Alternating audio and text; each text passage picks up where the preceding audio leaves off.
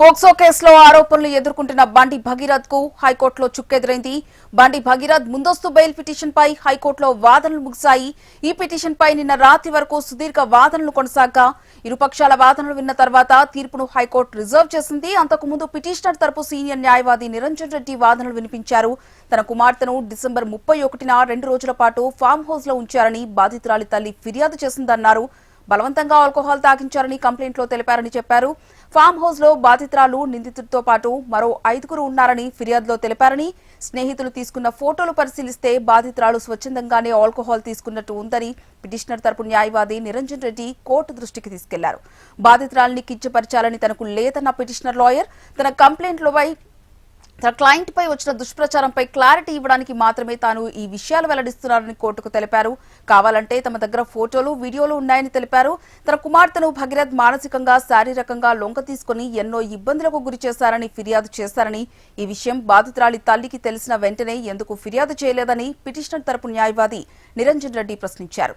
ఈ కేసులో బండి భగీరథ్ ను అరెస్ట్ చేయకుండా రక్షణ కల్పించాలని పిటిషనర్ తరపు న్యాయవాది నిరంజన్ రెడ్డి కోర్టును కోరారు.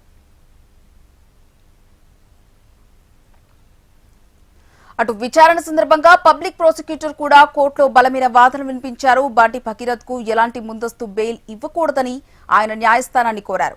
ఈ కేసులో బాధితురాలి వయసుపై వస్తున్న అనుమానాలకు పీపీ తెరదించారు. బాధితురాలు ముమ్మాటికి మైనరేనని ఆయన కోర్టుకు స్పష్టం చేశారు. విచారణలో బాధితురాలి వయసు 17 ఏళ్ల 3 నెలలుగా నిర్ధారణ అయిందని తెలిపారు.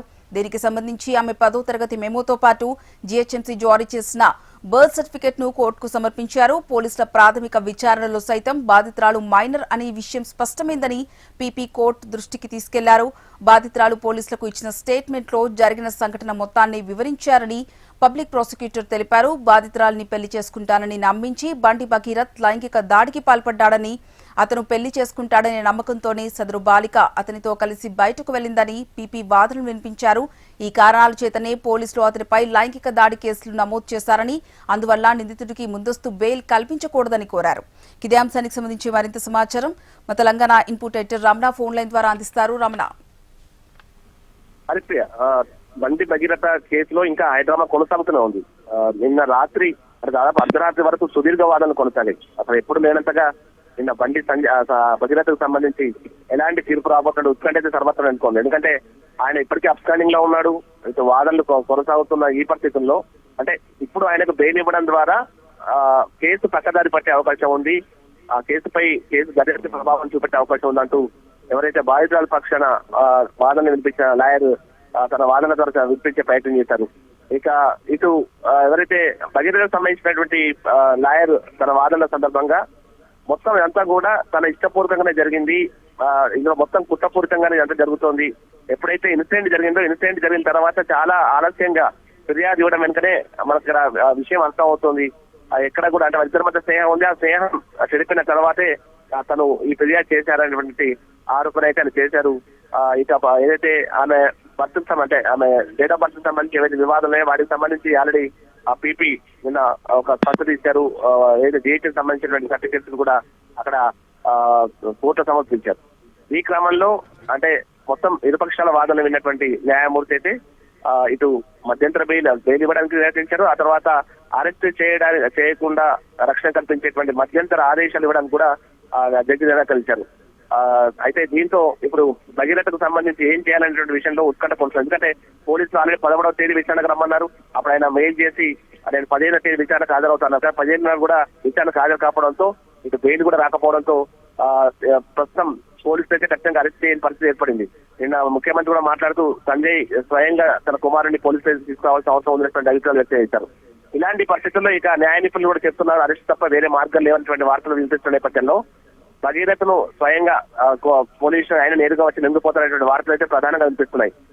ఏ క్షణమైనా భగీరథ పేట్ బషీరాబాద్ పోలీసు ఎదుట రాబోతున్నాడు అనేటువంటి వార్తలే ప్రధానంగా వినిపిస్తున్నాయి. ఇక ప్రత్యామ్నాయ మార్గాలు అయితే లేవు కాబట్టి ఖచ్చితంగా ఆయన ఇప్పుడు రావాల్సి ఉంది. ఇక ముఖ్యమంత్రి మాట్లాడిన మాటలను బట్టి అయితే అంటే ప్రస్తుతం చట్టాలను గౌరవించాల్సిన ఒక పదవిలో ఉన్నారు కాబట్టి స్వయంగా తానే తీసుకొచ్చి తన కుమారుణ్ణి పోలీసు ఎదుట లొంగిపోయిన చేయాలంటూ కూడా నిన్న ముఖ్యమంత్రి మాట్లాడిన మాటకు మనం చూసాం. ఇప్పుడు ఇలాంటి పరిస్థితుల్లో ఇక ప్రత్యామ్నాయ మార్గాలు లేవు కాబట్టి భగీరథ తనకు తానే మరి కాసేపట్లో రాబోతున్నటువంటి వార్తలు అయితే వినిపిస్తున్నాయి. ఒకవేళ ఆయన రాకపోతే మాత్రం ఖచ్చితంగా అరెస్ట్ కు మాత్రం పోలీసులు ఆల్రెడీ ఆ టీమ్స్ రంగంలోకి దించాయి. ఇప్పటికే భగీరథకు సంబంధించి భగీరథ ఎక్కడ ఉన్న విషయంలో ఫేస్ చేయడానికి ఆ టీమ్స్ ప్రయత్నం చేస్తున్నాయి. ఈ మధ్యాహ్నం లోపు ఏదైనా జరగవచ్చు. Haripriya. Right, thank you Ramana.